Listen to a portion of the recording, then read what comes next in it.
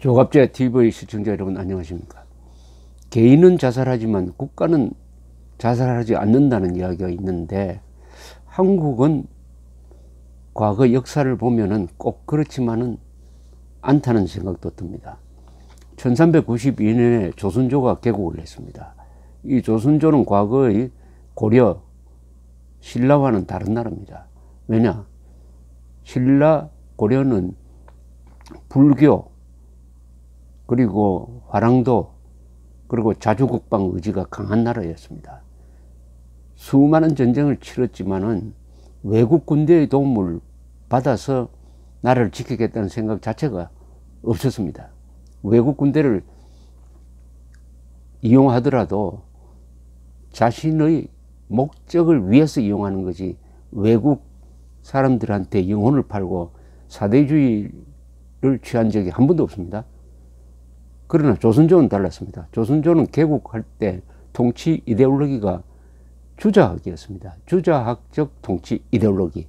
이 주자학이라는 것은 유교 중에 가장 교조적인 학문인데, 이 주자학적 교조주의를 받아들이면 어떻게 되냐면은 중국, 즉 명나라를 부모님으로 모시게 됩니다. 그리고 명나라에 국방을 맡겨버립니다. 그리고 국방의 의무로부터 벗어나 가지고는 아주 명분론적인 정치만 합니다. 도덕만 앞세웁니다.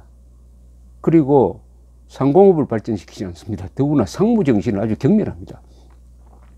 그러니까 군인, 과학자, 기술자, 상공업자가 쓸 자리가 없습니다.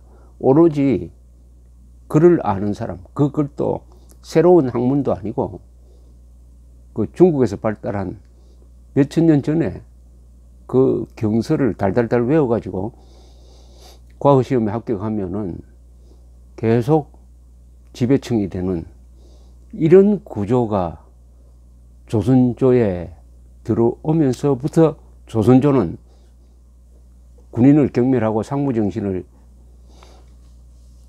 멀리하고, 그리고 상비군을 거의 두지 않고 전쟁이 나면은 중국 쳐다보는 이런 사대주의 근성으로 나라가 흘러가고 말았습니다. 그러니까 자연스럽게 안보 문제만 생기면은 아주 무능함이 드러나 버립니다. 안보 문제만 생기면 일치단결해야 될 텐데, 안보 문제가 생기면 오히려 내부가 분열합니다. 이것은 필연적으로 국가적 자살로 가는 거죠. 대한민국도 그런 증상을 보이고 있습니다. 안보 문제, 절체절명의 북핵 위기라는 안보 문제가 생기니까 거기에 맞춰 가지고 단결해야 할 대한민국이 분열되어 버렸습니다. 분열되어 버렸습니다. 더구나 그 분열에 앞장서는 사람들이 지금 현재로는 집권 세력이 국민 분열에 앞장서고 있습니다. 그리고 모든 정책이 적에는 이롭고 대한민국에는 불리한 정책을 지금 이 정부가 펴고 있습니다. 그러니까 이것은 국가적 자살로 가는 가장 확실한 길을 지금 선택을 했다, 이렇게 보는 것이 맞을 겁니다. 이 난제를 해결할 사람들은 국민밖에 없습니다. 왜냐? 국민이 주권자니까요. 옛날에는 왕이 해결해야 됩니다. 그러나 지금 대한민국의 주인은 주권자인 국민입니다. 이 정부를 뽑은 유권자를 포함한 국민들입니다. 국민들이 해결해야 됩니다. 주인이 해결해야 됩니다. 이제는 이렇게 되면은 대통령한테 해결해 달라고 할 수가 없게 되어 버렸습니다. 그러니까 이게 국가적 자살로 가는 길은 확실한데, 그러나 여기서 헤어나올 수 있는 유일한 길은 국민들이 각성하는 것입니다. 자, 한번 역사를 한번 봅시다. 1392년 이후에 조선조의 개국 이후 200년 만에 큰 안보 위기가 생겼습니다. 임진왜란이 터졌습니다. 세계 최강의 육군인 15만의 왜군이 부산에 상륙해가지고 보름 만에 서울을 함락시켰습니다. 다행히 이순신의 수군, 그리고 의병이 일어나고 명나라가 원군을 보냈습니다. 이렇게 해서 7년 전쟁 끝에 일본군이 물러났습니다. 그러면 정신 차려야 될 거 아닙니까? 그 35년 뒤 1627년 인조 시절에 정묘호란이 일어났습니다. 만주에 있던 후금 군대가 압록강을 넘은 지 11일 만에 평양을 점령을 했습니다. 조선은 휴전을 제의해가지고 형제의 맹약을 맺었습니다. 후금이 형, 조선이 아우가 되었습니다. 자, 그 다음에 또 이런 전쟁을 불러들이지 않으려면은 우선 훈련하고 군대를 좀 기르고 그리고 외교 정책도 좀 슬기롭게 해야 되는 거 아니겠습니까? 그런데 그 9년 뒤에 또 전쟁이 납니다. 이분은 병자호란입니다. 병자호란. 이거는 쓸데없는 전쟁이었어요. 우리가 불러들인 전쟁입니다. 후금은 전쟁을 하고 싶어 하지 않았습니다. 그러나 후금의 황제라고 불러달라. 앞으로. 그것을 거절했습니다. 아니, 황제라고 불러달라는데 불러주면 뭐가 잘못입니까? 그런데 오로지 명나라의 황제만 황제지 하늘 아래 두 태양이 있을 수 없다. 이렇게 버티면서 결국 전쟁을 불러 들어가지고 전쟁 준비도 하지 않았습니다. 전쟁이 다가오는데도 이 선비들은 전쟁 준비를 하지 않았어요. 그래서 압록강을 건넌 지 일주일 안에 서울을 점령을 해가지고 인조는 강화도로 가지도 못하고 남한산성으로 피했다가 항복했습니다. 아주 비굴한 항복을 했어요. 정태종 앞에서 얼어붙은 삼전도에서 머리를 9번이나 땅에 찢는 이런 굴욕을 하고 수만 명의 여자들이 잡혀가는. 그렇다면 그 다음에 어떻게 됐습니까? 그 다음에 좀 절치부심해가지고 이런 꼴을 안 당하는 국민적 각성, 지도층의 각성이 있어야 되는 거 아닙니까? 그러려면 어떻게 했어야 됩니까? 실용적 노선으로 나가서 우선 상비군을 키우고 상비군을 뒷받침할 무기도 좀 제대로 개발하고 해야 되는 거 아닙니까? 또 원위치해서 돌아가고 계속 군인들은 핍박받고 당파 싸움에 열중하면서 국력은 더 쇠잔해지고 더구나 오랑캐가 중국의 주인이 되었으니까 청입니다. 그런 오랑캐하고는 상대하지 않는다면서 문을 꼭꼭 닫고 소중화의식이라고 그래가지고 우리가 없어져 버린 명나라의 문명을 승계하는 진짜 중화다, 소중화의식에 빠져가지고 문을 꽁꽁 닫고 한 또 200몇 년 동안 흘러가는 사이에 세계가 변해가지고 제국주의 세력이 동쪽으로 동북아로 밀려올 때 대처를 잘 못해가지고 일본은 영치의신이라는 근대화 개혁으로 스스로 힘으로 개혁을 해서 제국주의 세력을 막아내고 스스로 제국주의가 되고 말았습니다. 그러나 조선조는 고종 때 가면은 서로 내부 분열이 일어나가지고 그것도 대원군파, 민비파가 싸우고 그 다음에 개화파가 나오고 친일파가 나오고 일본과 손잡고 갑신정변이라는 유혈 쿠데타를 일으켰다가 실패하고 또 청나라 군대가 또 들어오고 그 다음에 또 일본 군대가 또 들어오고 그 다음에 러시아에 의존해서 러시아 공사관으로 고종이 피신하고 이런 혼란상을 한 50년 동안 겪다가 결국은 내부가 붕괴되니까 일본은 식민지가 되고 말았습니다. 일본 식민지가 된 50%의 원인은 조선조 내부의 분열입니다. 안보 문제를 또 스스로 해결하는데 실패하고 말았습니다. 1950년 6월 25일 남침당했습니다. 이때는 그래도 국군이 이승만의 지도하에 잘 버티고 그 사이에 트루만 대통령이 미군을 보내는 유엔군을 보내는 결단을 함으로써 우리는 살아났습니다.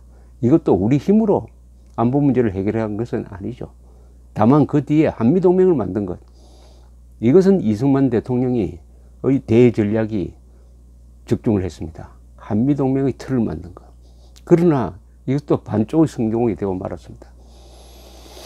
한미동맹을 만들어 놓으니 한국 사람들은 안보를 미국에 의존하는 버릇이 생기고 말았습니다. 특히 반공 세력도 우파 세력도 미국 의존으로 가고 자주국방 의지가 약해지고 말았습니다. 이 문제의 심각성을 인식한 박정희 대통령이 자주국방 정책을 펴면서 자주국방적 건설을 위한 중화공업을 발전시키고 예비군 제도를 만들고 했습니다. 그 정책이 전두환 노태우까지는 이어졌지만은 김영삼 정부 들어서면서 군사 문화를 부정하는 그런 속에서 좌파 세력이 득세를 하고 해가지고 이제는 국가와 군대를 적대시하는 좌파 세력이 한국의 저변에서 표면으로 올라오면서 국회로 진출하고 청와대로 진출하고 그리고 드디어 반공 세력을 적대시하는 정권이 등장하게 되었던 것입니다. 이 무렵에 핵 문제가 북한의 핵 개발이 현실화되는데도 불구하고 김영삼 정부 이후 김대중은 좌파 정권이니까 물론이고 노무현도 물론이지만 이명박 박근혜 정부로 이어지면서 우파 정권도 북한 핵 문제를 내 손으로 해결하겠다는 것보다는 그 미국이 알아서 해주겠지. 김정은이가 설마 속였느냐? 이런 안이한 자세로 미국 의존적인 정책을 펴고 그리고 좌파 세력은 사드 배치 반대, 자체적 핵 개발 반대, 전술핵 재배치 반대, 그리고 심지어 국민들을 자극한다고 핵 미사일 훈련, 방어 훈련도 하지 않는다 등등 이렇게 나감으로써 북한 핵 무장이라는 절체절명의 위기에 있어서 우파는 미국 의존적으로 가버리고 그리고 좌파는 반대한민국적으로 가버리니까 지금 현재 솔직하게 말씀드리면은 핵무장한 북한 정권을 상대로 내가 나서겠다, 우리가 나서겠다는 세력이 지금 대한민국에는 없습니다. 없습니다. 정부가 빠져버리니까. 그러면 대한민국 누가 지켜줍니까? 보수 세력, 우파 세력은 정권을 가지고 있지 않습니다. 그러나 정권을 가진 좌파 세력은 북한의 핵무장을 반대하지 않는 입장입니다. 지금 사실은. 이러면은 핵무장한 북한 정권으로부터 대한민국을 지킬 세력이 없어져 버렸습니다. 사실은. 그럼 이게 국가적 자살로 가지 않는다는 게 이상하죠. 그럼 외국의 경우를 한번 보겠습니다. 우리하고 비슷하게 티각태각하는 나라가 있죠. 독일과 프랑스입니다. 한국, 일본 비교하면은 독일, 프랑스가 더 전쟁을 많이 하고 한 그런 사이입니다. 최근 한 150년 사이에 무슨 일이 있었는지 한번 봅시다. 1870년 보불 전쟁으로 프러시아가 강대국 프랑스를 이겼습니다. 프랑스는 이를 갈았습니다. 그러다가 1914년 1차 세계대전이 일어나니까 독일이 빼앗아갔던 알사스 로렌 지방을 되찾았습니다. 1차 세계대전 때는 독일이 패전국, 프랑스가 승전국이 되었습니다. 이것은 약 50년 만에 복수했습니다. 자, 이렇게 되니까 독일이 이제 이를 갈다가 1940년 히틀러의 나치 군대가 전격전을 통해서 프랑스를 6주 만에 항복받습니다. 그러나 프랑스는 굴복은 했지만 망하지는 않았습니다.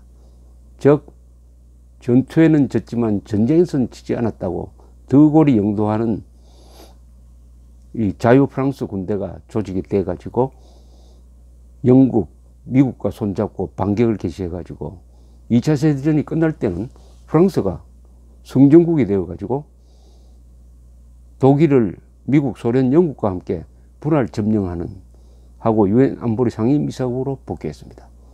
프랑스의 복수죠. 원래 이렇게 하는 겁니다. 한 번 지면 반드시 보복을 해야죠. 6.25 때 우리가 남침했으면 우리가 거기에 대한 보복을 해야 될 거 아닙니까? 그렇게 해야 제대로 된 나라입니다. 천안함 연평도 당했으면 우리가 복수를 해야죠. 이 복수를 모르는 국가는 반드시 자살로 갑니다. 일본을 한번 예를 들어볼까요? 일본은 우리처럼 이렇게 당하고만 있었느냐? 천만의 말씀입니다. 일본은 1274년 몽골 고려 연합군의 침공을 받았습니다. 지금 후쿠오카 홋카다에 상륙한 몽골 고려 연합군은 일본 가마쿠라 막부군을 대파했습니다. 그때 말을 기마 전술을 폈습니다. 말을 배에 실어 와가지고 기마 전술을 펴니까 이 칼싸움에만 의존하던 이 사무라이들이 졌습니다. 그러나 이때 폭풍이 불었어요. 그래서 배가 부서지고 하는 바람에 겨우 일본이 살아나고 고려 몽골군을 철수했습니다.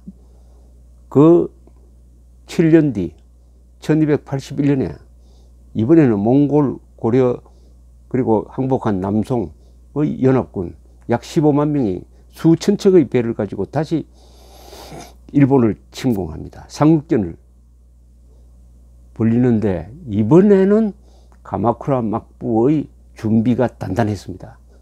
육상에서도 이 막강한 몽골 고려 연합군이 이길 수가 없었어요. 일본이 작심하고 기다리고 있었다는 겁니다. 두 번 당하지 않는다는 거죠. 일본은 몽골 군대한테 맨 처음엔 당했지만 두 번째는 딱 기다리고 있었습니다. 그래서 사실은 육상 전투에서도 몽골 군대는 일본군한테 밀렸어요. 그래서 배로 돌아와서 배에서 좀 쉬고 있을 때 또 태풍이 불었습니다. 이걸 가미가지라고 그러죠. 그래서 수천 척의 배가 침몰하고 겨우 몇만 명이 살아서 돌아왔습니다. 이건 뭡니까? 일본은 두 번 당하지는 않는다. 역사의 교훈에서 배운다는 거죠. 제국주의가 동아시아로 밀고 들어올 때 일본은 아주 치욕적인 개항을 강요당했습니다. 미국으로부터. 미국이 대포를 실은 배, 흑선이죠. 흑선을 딱 갖다 대놓고 문을 열어라, 통상하자 이렇게 하니까 일본의 막부가 그 무력에 밀려가지고 할 수 없이 개항을 하게 되었습니다. 치욕이죠. 여기에 대해서 일본의 무사집단 내에서 반성이 일어났습니다. 이래서는 안 되겠다. 우리도 국가체제를 바꿔야 되겠다. 어떻게 할 것이냐 해서 가고시마 사람들하고 이 야마구치 사람들이 손을 잡고 소위 명치유신을 합니다. 명치유신을 통해서 국가를 막부해서 국민국가로 바꾸는 거죠.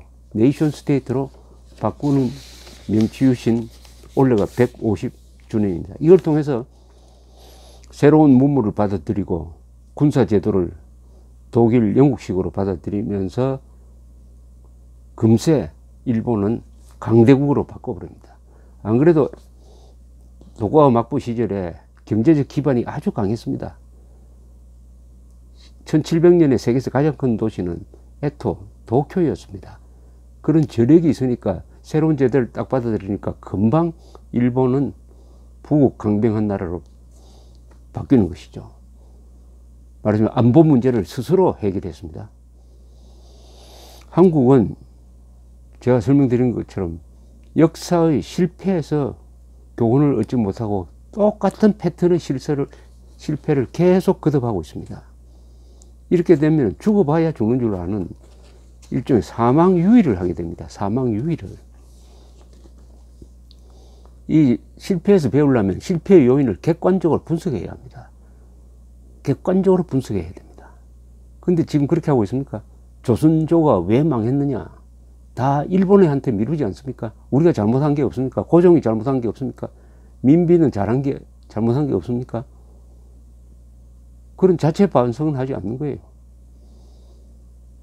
아니, 고종이 잘했으면은 어떻게 한일 합병한 뒤에 고종이 일본 황실 소속이 되어 가지고 왕공족이 되어 가지고 일본 황실 행세를 합니까?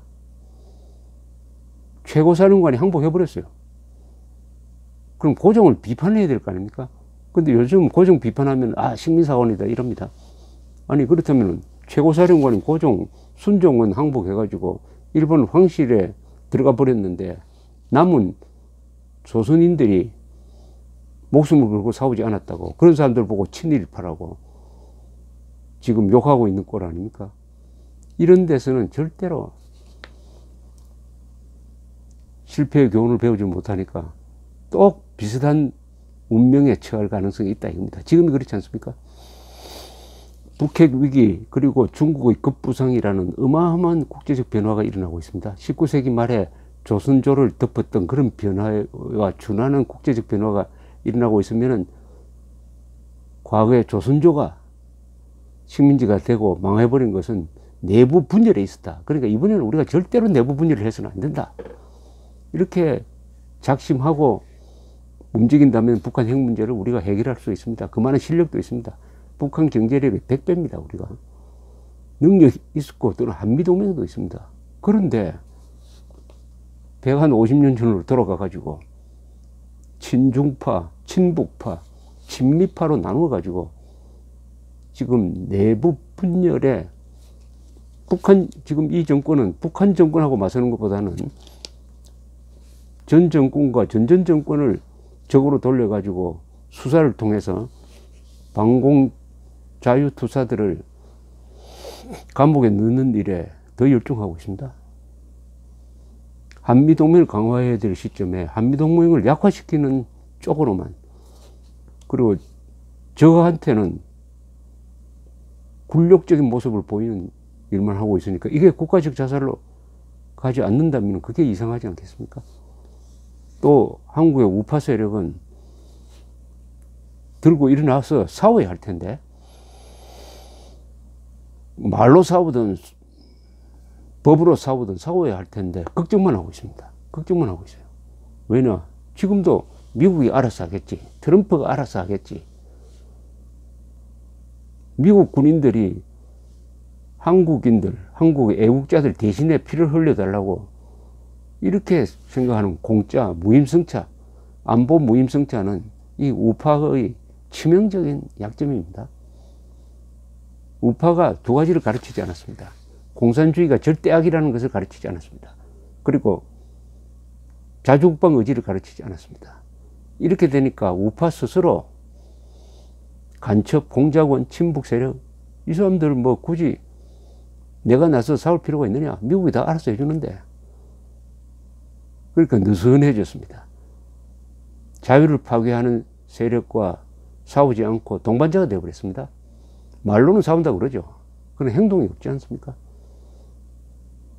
만만하게 보이기 시작했습니다. 왜냐? 자주국방 의지를 포기했으니까. 공산주의가 절대악이라는 것을 가르치지 않으니까 결국 공산주의 세력으로부터 당하는 쪽으로 지금 가고 있습니다.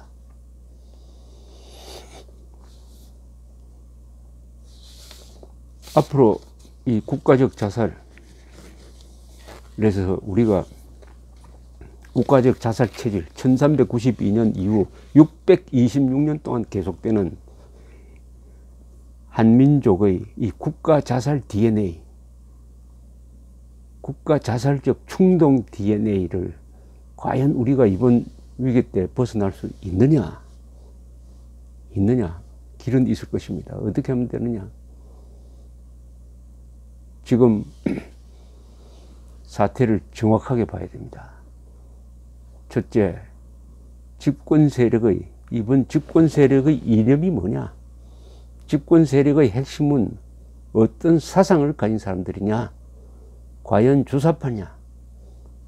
주사파라는 것은 김일성주의자라는 뜻입니다. 김일성주의자가 맞느냐? 정책에 어떤 영향을 미쳤느냐 하는 것을 면밀히 조사하고 이것을 모르는 국민들한테 알려야 됩니다. 왜냐? 대한민국은 총구에서 권력이 나온 나라가 아니고 여론에서 권력이 나오는데, 여론이 잘못되어 버리면은 국가를 부정하는 세력을 집권 세력으로 만듭니다. 여론의 각성, 여론의 분별력을 갖도록 만드는 선전 활동이 가장 중요합니다. 대한민국에서는